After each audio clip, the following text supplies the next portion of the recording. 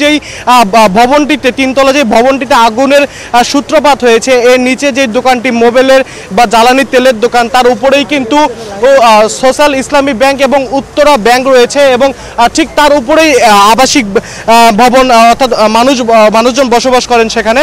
তবে আগুন লাগার ঘটনার পরপরই আবাসিক ভবনের যারা বাসিন্দারা রয়েছিলেন তারা কিন্তু নিরাপদেই নেমে আসতে পেরেছেন। এখানে স্থানীয় যারা থানা পুলিশের সদস্যরা রয়েছেন তারা কিন্তু তাদেরকে নিরাপদে নামিয়ে নিয়েছেন। এবং আপনাদেরকে যদি দেখানোর চেষ্টা করি দর্শক, যেই সোশ্যাল ইসলামী ব্যাংকের যেই শাখাটি রয়েছে সেটি কিন্তু আগুনে ক্ষতিগ্রস্ত হয়েছে দ্বিতীয় তলায়, এবং ফায়ার সার্ভিসের সদস্যরা কিন্তু এখন ভবনটির যে দ্বিতীয় তলা এবং তৃতীয় তলা সেখানে প্রবেশ করেছে এবং তারা যেই ক্ষয়ক্ষতির পরিমাণ সেটি নিরীক্ষের কিন্তু চেষ্টা করছে।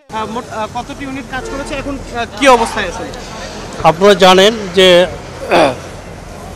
বগুড়া ঢাকা মহাসড়কের শেরপুরের পাশে একটি পেট্রোল ডিজেল অকটেনের দোকানে অগ্নিকাণ্ড সংঘটিত হয়।